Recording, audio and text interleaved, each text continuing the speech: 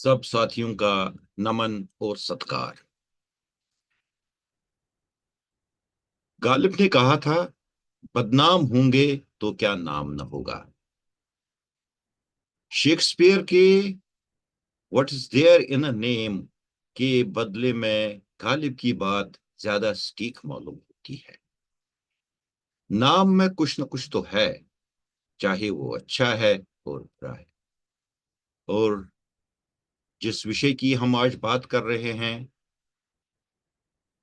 मुगल खानदान के आखिरी ताबदार ताजदार बादशाह औरंगजेब की, उसके बारे में ये चीज कि बदनाम होंगे तो क्या नाम न होगा। उनका नाम बदनामी से भी उतना तेज चलता है जितना नेकनामी से, तो दोनों चीजें उसके ऊपर आ रही है।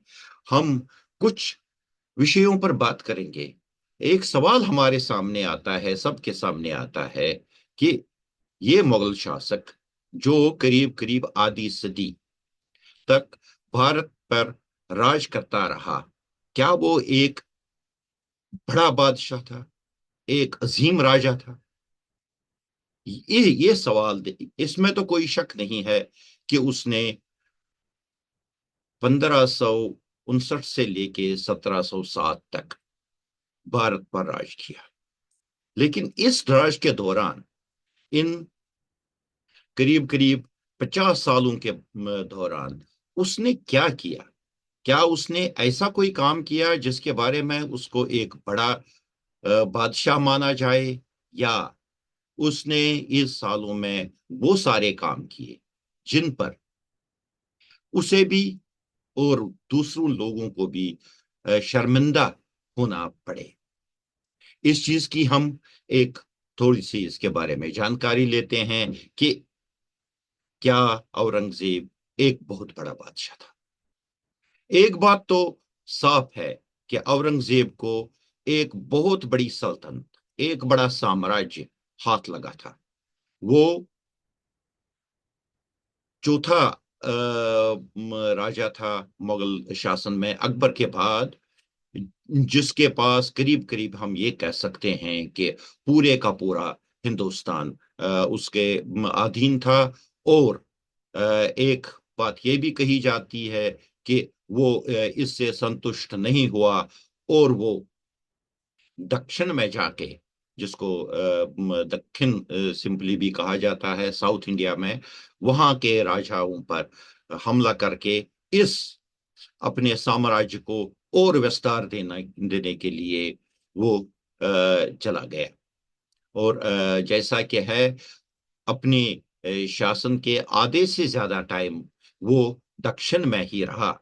बल्कि हकीकत ये है कि 1680 को एक बार वो दिल्ली से चल दिया, तो फिर वो कभी दोबारा दिल्ली नहीं लौटा। और पूरे का पूरा समय, अपनी मौत तक, मार्च 1707 में उसका देहांत हो गया अहमदनगर में, वहां तक वो दक्षिण में ही रहा।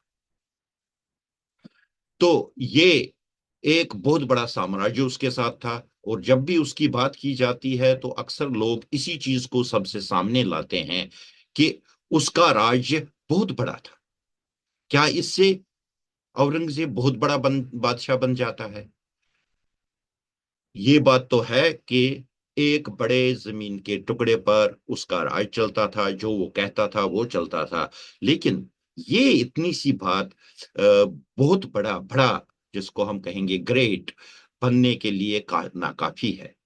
क्योंकि हम देखते हैं कि औरंगजेब के मरने के बाद भी अगले अगली आधी सदी, पौनी सदी तक, बल्कि यूं कहो कि आजादी तक, ये 1857 तक, कहीं ना किसी सूरत में हिंदुस्तान पर मुगलों का राज रहा। तो खाली ये बात कि उसने इस 50 साल इसको पकड़े रखा, वो इस चीज से ही बड़ा नहीं बनता। अब उसमें दूसरी बात जो बड़ी ये बताई जा रही है औरंगजेब के बारे में, जो उसके प्रशंसक हैं, वो ये चीज कहते हैं कि वो बहुत परहेजगार था। اب ایک آدمی جو اپنے سارے بھائیوں کو مار کاٹ کے آگے چلے، جو اپنے باپ کو 10 سال تک قید میں رکھے، جو جہاں کہیں بھی جس نے اپنے بیٹوں کو بھی اس طریقے سے کمزور کر رکھا کہ وہ کسی طرح کی چنوتی، کسی طرح کا چیلنج اس کے سامنے نہ پیش کر سکیں، یہ طریقے کا جو اس کا ویوہار تھا۔ اب اس کو پرہیزگاری کہا جائے، کیا کہا جائے؟ ایک پرہیزگار تو وہ ہے جو ستیہ، انصاف، اس پر چلتا ہے، ساتھ میں اپنے جو بھی اس کا دھرم ہو اس کے انوسار وہ اس کا پابند رہتا ہے، 5 وقت کی جیسے اسلام میں نماز پڑھنی ہے وہ پڑھتا ہے۔ اس بات سے یہ پرہیزگاری تو بالکل، کیا کہتے ہیں اس کو، لیگلسٹک، کتابی پرہیزگاری ہے۔ صحیح معنی میں اس کو پرہیزگار کوئی نہیں مانتا۔ یہ اس کا شاسن ہے۔ اور اس کے بعد اس کے شاسن میں کیا ہوا؟ اس کے راجا بننے کی جو دوڑ تھی، جیسے ہم نے کہا، اس میں اس نے اپنے بھائی دھارا کے ساتھ جنگ کی، اس کو ہرا دیا، جو بڑا بھائی تھا اس کا، اس کو مروا دیا، اس کے بچوں کو مروا دیا، اور ساتھ میں وہ 4 بھائی جو تھے اورنگزیب کے بیٹوں میں، اس میں سے اس نے پہلے 2 کو اپنے ساتھ ملایا لیا تھا، دھارا کے ساتھ لڑائی کی، پھر آگے جا کے ان باقی 2 کو بھی کسی طرح سے نیست و نابود کر دیا اور اکیلا راجا رہ گیا۔ ساتھ میں ان بھائیوں کے بچوں کو بھی ہٹا دیا کہ کہیں کسی طرح کا کوئی چیلنج اس کے راج میں نہ ہو۔ اب اس پر 5 وقت کی نماز، اس کا کتنا پرائشچت ہو سکتا ہے، یہ بات تو وہی جانے جو اس کو پرہیزگار کہتے ہیں، لیکن اگر صحیح معنوں میں دیکھا جائے تو اس کو پرہیزگاری نہیں کہا جا سکتا۔ ہاں، ایک چیز ہے کہ اس نے اب راج میں آتے ہی پورے ہندوستان پر، جہاں ایک طرح کی، ایک حد تک، حالانکہ پوری طرح سے تو نہیں، لیکن ایک حد تک ایک سیکولر شاسن اکبر نے شروع کیا تھا، اور وہ اس کے بیٹے جہانگیر اور پوتے شاہ جہان نے کسی حد تک قائم رکھا۔ اورنگزیب نے اس کو ایک دم بدل دیا۔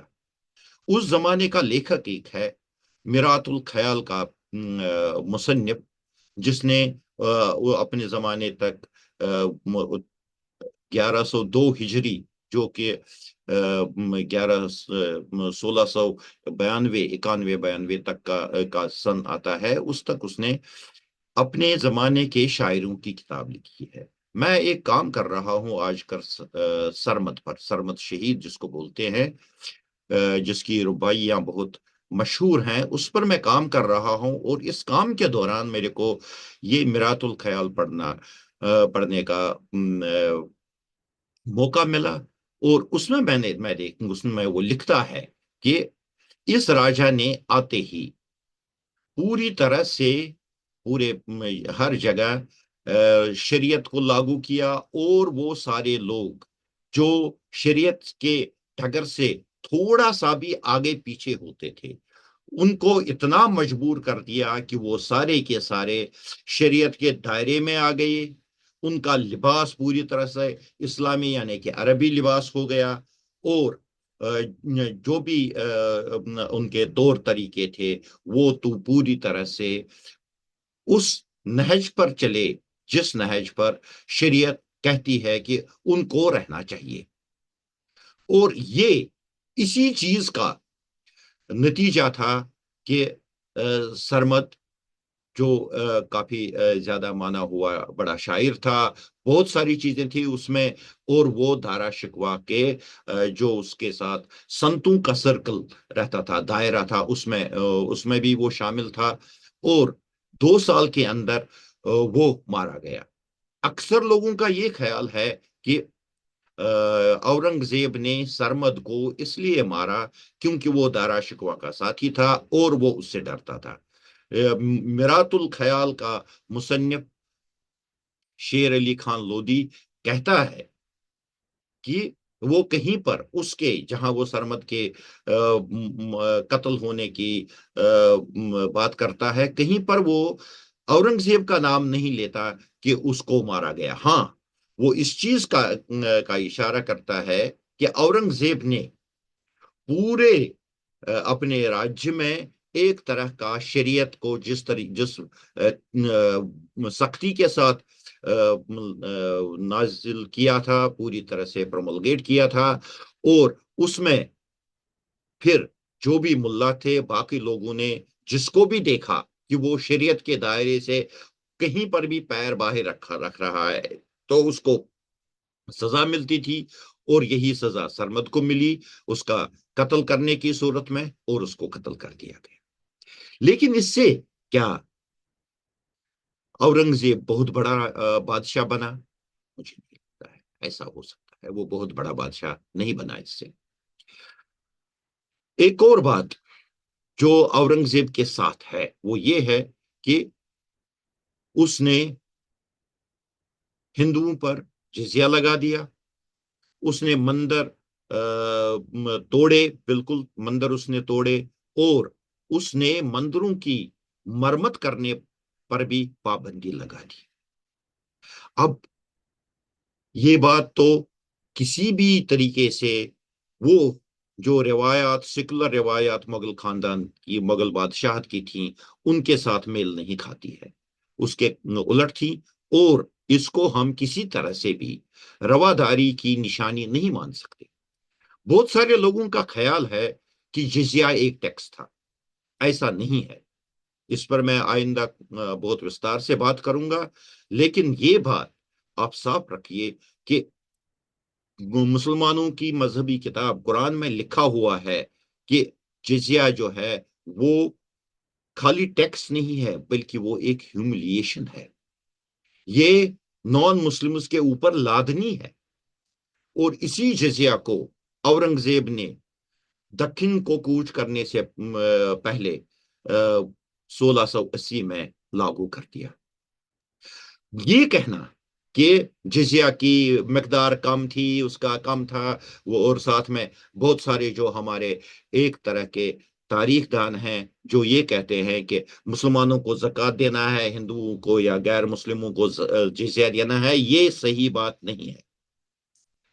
زکوٰۃ جو ہے وہ ایک والنٹری کنٹریبیوشن ہے جو مسلمان اپنی مذہب کے لیے دیتا ہے، وہ ایک چیز ہے۔ لیکن جو آپ کا اسلام نہیں مانتا ہے، جو اس فقہ نہیں مانتا ہے، اس کے اوپر آپ ایک ٹیکس لا دو گے، اور اس کے بعد یہ ٹیکس خالی ٹیکس نہیں ہے بلکہ ایک ہیوملیشن ہے، اسلام کی سپریمیسی ثابت کرنے کی بات ہے۔ اس بات پر بہت صاف ہونا چاہیے۔ زکوٰۃ اور جزیہ ایک جیسی چیزیں نہیں ہیں۔ جزیہ غیر مسلموں کو پوری طرح سے ان کو ہیوملیٹ کرنے کے لیے، ان کو شرمندگی دلانے کے لیے، اس کے لیے لگایا جاتا ہے، اور اورنگزیب نے وہ ٹیکس لگایا۔ میں نے اورنگزیب کی جو کچھ چٹھیاں ہیں، میں نے اس میں سے 80 چٹھیاں چنی ہیں، اور جس میں صاف کے صاف یہ لکھا ہوا ہے کہ اورنگزیب نے کسی طرح سے کنورشن کا ساتھ دیا، اس نے مندر توڑنے کا ساتھ دیا، اس نے غیر مسلموں کو ہیوملیٹ کرنے کی کوشش کی، اس طریقے کے فرمان اس نے جاری کیے۔ تو کچھ لوگ یہ اپولوجسٹس یہ ایسی بات کرتے ہیں کہ اورنگزیب نے فلاں مندر کو جاگیر دی۔ یہ بہت ساری ایسی ویوستھائیں ہوتی ہیں جہاں پر کسی طریقے کا کوئی آدمی جہاں پر کسی مندر کو، جیسے کاماکھیا مندر کو دیا، تو وہاں کی جو سچویشن ہے اس میں آخرکار تو وہ ایک راجا تھا، اور اس کو اس راجا رہنے کے لیے کسی نہ کسی طرح سے کہیں پر جہاں اس کو لگے کہ وہ کمزوری میں ہے، وہاں پر اس کو لوگوں کو، دوسرے دھرم کے لوگوں کو کوئی نہ کوئی کنسیشن دینا ہوتا ہے۔ لیکن کنسیشن وہ ہے جہاں پر آپ کا پورا شاسن ہے، پورا کنٹرول ہے، اور پھر بھی آپ کنسیشن دے رہے ہو، جاگیر دے رہے ہو، دوسرے دھرم کو پروتساہت کر رہے ہو، اور اورنگزیب کے بارے میں، اس بارے میں ہمیں کچھ بھی نہیں ملتا ہے۔ اور اورنگزیب کی بہت بڑی جس کو کمزوری کہا جائے وہ یہ کہ اتنا بڑا سامراج ہونے کے باوجود، اتنی لمبے عرصے تک اس پورے ہندوستان پر راج کرنے کے باوجود بھی وہ اپنے بیٹوں سے اتنا ڈرا رہتا تھا، اتنا سہما رہتا تھا کہ اس نے کسی طریقے سے بھی اپنے بیٹوں کو اس قابل نہیں چھوڑا کہ وہ راج کر سکے۔ 2 بیٹے تو اس کو پہلے ہی مر گئے، اور باقی جو 3 رہے ان کو وہ ہمیشہ لتاڑتا رہا، ان کو اس طریقے سے وہ دبائے رکھا کہ وہ کہیں پر سر نہ اٹھائیں، کیونکہ اس نے خود سر اٹھایا تھا، خود اپنے باپ کو، اپنے بڑے بھائی کو ختم کیا تھا، اور اس چیز کا اس کو ڈر تھا۔ اس میں پڑھائی کی کوئی بات نہیں دکھتی۔ ریبیلین، بغاوت تو جہانگیر نے بھی اکبر کے خلاف کی تھی، لیکن اکبر نے جہانگیر کو اس طریقے سے نہیں دبایا، اور جہاں پر جب تھوڑی سی بھی مفاہمت کی بات آئی تو اس نے جہانگیر کو اپنے ساتھ لایا۔ پڑھائی کیا ہوتی ہے؟ گریٹنس کیا ہوتی ہے؟ گریٹنس صرف یہ نہیں ہوتی ہے کہ آپ پورے کسی طرح سے آپ ہمالیہ پربت کے اوپر چڑھ گئے ہو اور وہاں سے پوری دنیا کو دیکھتے ہو اور اپنے آپ کو گریٹ مانتے ہو۔ آپ کو ایک سامراجیہ ملا ہے جو بہت بڑا ہے، اور اس وجہ سے آپ گریٹ ہو، یہ تو نہیں۔ یہ آپ ضرور کہہ سکتے ہو he was born great, but did he achieve greatness? There are great doubts on Aurangzeb, اور اس میں بھی کوئی شک نہیں ہے کہ اورنگزیب نے اپنے 50 سال کے راج میں ہندوؤں کو لتاڑا۔ باقی جو ان کے پاس انڈیویجول راجاؤں کے ساتھ لڑائیاں ہوئیں، اس میں ہم یہ بھی کہہ سکتے ہیں کہ وہ راج کی باتیں تھیں۔ اس نے ٹارگیٹڈ کلنگس کی، ایسا نہیں ہے تو اس سے یہ نہیں ثابت ہوتا کہ اس نے کلنگس نہیں کی۔ اس نے ٹارگیٹڈ طریقے سے سارے ہندوؤں کو بکھیر کے مسلمان کرنے کی کوشش نہیں کی، تو اس سے یہ چیز نہیں بنتی ہے کہ اس نے جہاں بھی اس کا زور چلا اس نے وہاں پر ہندوؤں کو، غیر مسلموں کو کنورٹ کرنے کی کوشش نہیں کی۔ لیکن ہم اس کے بارے میں بات نہیں کر رہے، بات صرف اس چیز کی ہے کہ کیا یہ اورنگزیب بھارت کے عظیم بادشاہوں کی شرینی میں آتا ہے؟ Would he be counted amongst the great kings of India? There is no doubt that he does not belong to that rank. وہ اس شرینی میں نہیں آتا ہے۔ وہ بڑا بادشاہ، بڑے راجیہ، اس کا راجیہ بڑا تھا، اس کی طاقت بڑی تھی، اس کے فرمان بہت بڑے حصے تک چلتے تھے، بہت سارے لوگ اس کی باتیں مانتے تھے، لیکن بڑا آدمی وہ تھا ایسا تو نہیں لگتا ہے۔ کشمیر کے ساتھ ایک واقعہ ہے۔ کشمیر کا ایک بہت بڑا شاعر جو اورنگزیب کے زمانے میں گزرا ہے، غنی کشمیری فارسی کا شاعر تھا، اور اس کی موت کے بارے میں کہا جاتا ہے کہ اورنگزیب کے دربار سے اس کا بلاوا آ گیا۔ وہ یہ 1680 سے پہلے کی بات ہے جب وہ دلی میں رہتا تھا، اور یہ بلاوا سنتے ہی وہ غنی کشمیری مر گیا۔ ایک راجا تھا اکبر، جس نے جگہ جگہ سے، الگ الگ جگہوں سے لوگوں کو لا لا کے ان کا حوصلہ بڑھایا، ان کو ترقی دی، ان کو اپنے کام میں آگے لے جانے کے لیے ہر ایک چیز سویدھا دی۔ اور ایک یہ راجا ہے جس نے اس کشمیر کے بہت بڑے فارسی شاعر تھا غنی کشمیری کی موت کا کارن بن گیا، اور وجہ یہ تھی کہ وہ شیعہ تھا۔ شیعوں کے خلاف بھی اس کا دور چلا، وہ سنی مسلمانوں کو اکٹھا کرنے کی کوشش میں تھا، لیکن یہ بات بھی کہی جاتی ہے کہ جو اس کا دکشن میں جو پورے کا پورا اس کا وہاں رہا، جو لڑائیاں اس نے زندگی کے 27 سال جو دکشن میں گزارے، وہ صرف اسی تگدو میں تھے کہ کسی طرح سے دکشن کے شیح راجاؤں کو، مسلمان راجا جو تھے، ان کو کسی طرح سے اپنے قابو میں لائے۔ لیکن خیر یہ تو ضمنی بات ہے، لیکن یہ بات بھی اس بڑے سندرب میں جوڑی جائے گی جب یہ کہا جائے گا was Aurangzeb great, and it does not appear that he was great. Greatness کی کوئی بات اورنگزیب میں نہیں دکھتی ہے۔ Aurangzeb was not great, stop. شکریہ آپ لوگوں کا، آپ نے یہ ہماری بات سنی۔